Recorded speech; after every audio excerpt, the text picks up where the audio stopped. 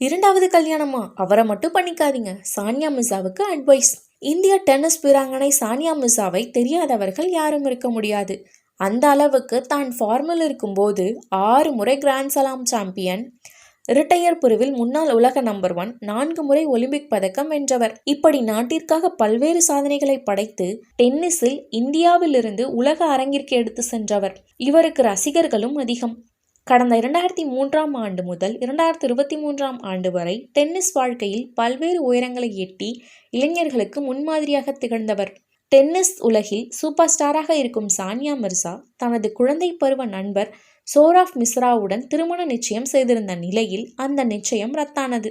அடுத்து பாகிஸ்தான் கிரிக்கெட் வீரர் ஷோயிப் மாலிக்கை காதலித்து திருமணம் செய்து கொண்டார். இவர்கள் திருமணம் 2010ஆம் ஆண்டு பிரம்மாண்டமாக நடந்தது.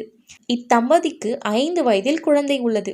இந்த நிலையில் கடந்த ஜனவரியில் சானியா மிர்சா தான் இன்ஸ்டாகிராம் பதிவில் தன் கணவரை விவாகரத்து செய்வதாக அறிவித்தார். இருவருக்கும் இடையே கருத்து வேறுபாடு ஏற்பட்டதால் பிரிந்துவிட்டதாக தகவல் வெளியானது. இதைத் தொடர்ந்து ஷோயிப் மாலிக் பாகிஸ்தான் நடிகை சனா ஜாவேத்தை திருமணம் செய்து கொண்டார். சனாவுக்கு ஏற்கனவே கடந்த 2020ஆம் ஆண்டு உமைர் என்ற பாடகருடன் திருமணமான நிலையில் அவர்கள் பிரிவுக்கு பின் ஷோயிப் மாலிக்கை திருமணம் செய்து கொண்டது குறிப்பிடத்தக்கது. ஷோயிப் மாலிக்கு இது 3வது திருமணமாகும்.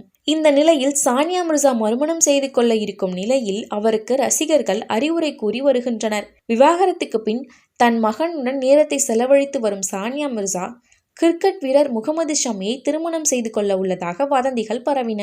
குறிப்பாக சமூக வலைதள பக்கத்தில் சானியா மிர்சாவுக்கு ரசிகர்கள் அறிவுரை கூறி வருகின்றனர். அப்படி ஒருவர் பிற மதத்தை சேர்ந்தவரை மணக்க வேண்டாம் என்றும் கூறியிருந்த நிலையில் சானியா மிர்சாவின் தந்தை இதெல்லாம் ஆதாரமற்றவை என கூறியது குறிப்பிடத்தக்கது.